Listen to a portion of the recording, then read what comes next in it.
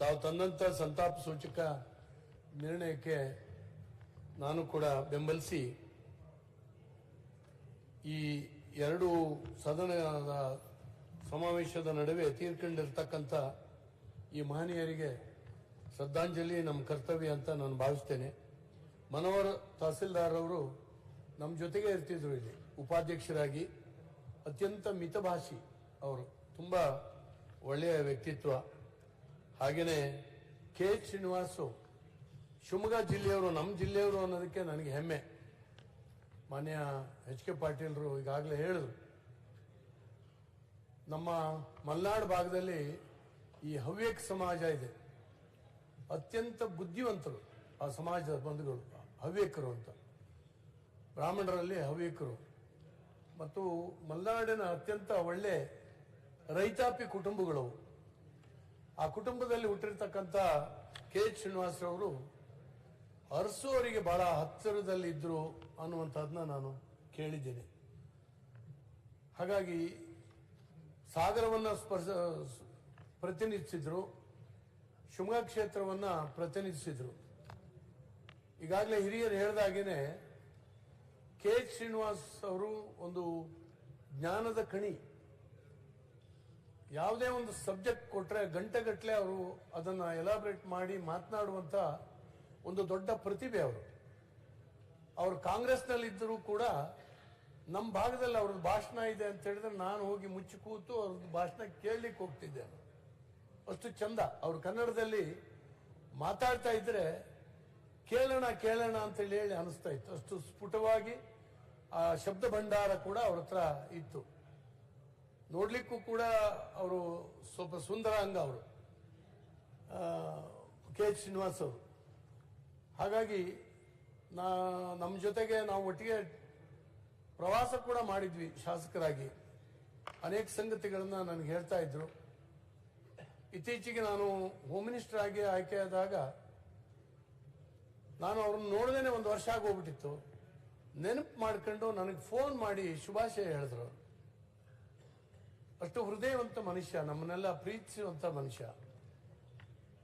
ಅವರ ನಿಧನದಿಂದ ಒಬ್ಬ ಪ್ರತಿಭಾವಂತ ವ್ಯಕ್ತಿತ್ವವನ್ನ ಕಳ್ಕೊಂಡಾಗ ಆಗಿದೆ. ಅವರು ಕಾಂಗ್ರೆಸ್ನಲ್ಲಿ ಇದ್ರು ಕೂಡ ಕೊನೆಯಲ್ಲಿ ನಮ್ಮ ಜೊತೆಗೆ ಬಂದ್ರು, ಅವರು ನಮ್ಮ ಜೊತೆಗೆ ಸೇರಿದ್ರು.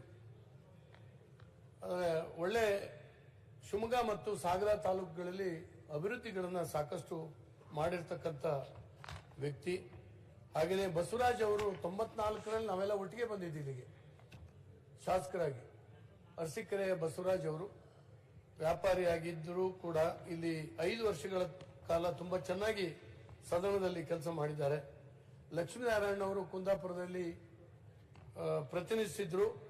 ಒಬ್ಬ ಇಂಜಿನಿಯರ್, ಅವ್ರ ಶಾಸಕರು ಅಂತೇಳಿ ಕೊನೆಯವರೆಗೂ ನಮ್ಗೆ ಅನಿಸ್ತಾನೆ ಇರಲಿಲ್ಲ. ಇಂಜಿನಿಯರ್ ಆಗಿ ಒಂಥರ ಅವ್ರ ವರ್ತನೆ, ಅವ್ರ ಮಾತುಗಳು ಇವೆಲ್ಲವೂ ಕೂಡ ಅವರು ಶಾಸಕರಾಗಿ ಅಡ್ಜಸ್ಟೇ ಆಗಲಿಲ್ಲ. ಅದಕ್ಕೆ ಅವರು ಹೇಳ್ತಾ ಇದ್ರು, ಏನು ಈ ಸದನದಲ್ಲಿ ನಾವು ಮಾತಾಡ್ತೀವಿ ಹೋಗ್ತೀವಿ, ಇದರಿಂದ ಏನಾಗ್ತದೆ, ಹೀಗೆ ಈ ರೀತಿ ಅನುಮಾನಗಳು ಅವರಿಗೆ ಸದಾಕಾಲ ಇರ್ತಿತ್ತು.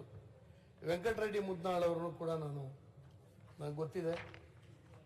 ನನ್ನ ಅಧ್ಯಕ್ಷರೇ, ರತನ್ ನವಲ್ ಟಾಟಾರವರು ತೀರ್ಕೊಂಡಾಗ ಮೊನ್ನೆ ವಾರಗಟ್ಟಲೆ ಮೀಡಿಯಾಗಳು ಅವರ ಇಡೀ ವೃತ್ತಾಂತವನ್ನ, ಜೀವನವನ್ನ, ಅವರ ಉದ್ಯಮದ ಶಿಸ್ತು, ಉದ್ಯಮದ ಬೆಳವಣಿಗೆ, ಅವ್ರು ಮಾಡಿರ್ತಕ್ಕಂಥ ಕೆಲಸದ ಬಗ್ಗೆ ಎಳೆ ಎಳೆಯಾಗಿ ಬಿಡಿಸಿ ಜನರಿಗೆ ಹೇಳಿದಾಗ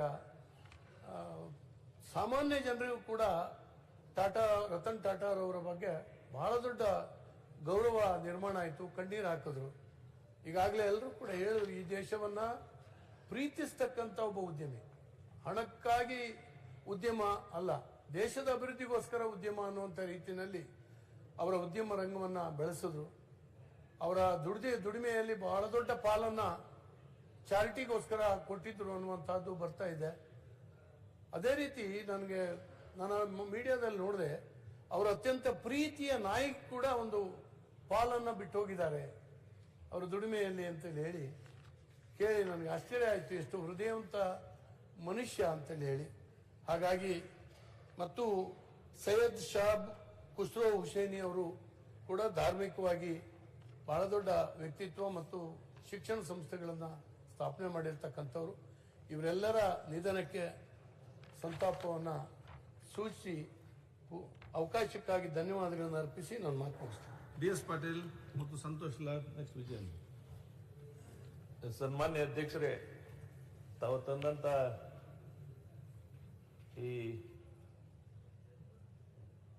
ಸೂಚನೆಗೆ ನಾನು ಅನುಮೋದಿಸುತ್ತಾ ಇವತ್ತು ಒಬ್ಬ ಹಿರಿಯ ರಾಜಕಾರಣಿ ಶ್ರೀ ಮನೋಹರ್ ತಹಶೀಲ್ದಾರ್ ಅವರು ನಮ್ಮ ಜೊತೆ ಭಾಳ ವರ್ಷ 3 ಬಾರಿ ನಾವು ಸದನದಲ್ಲಿ ಮತ್ತು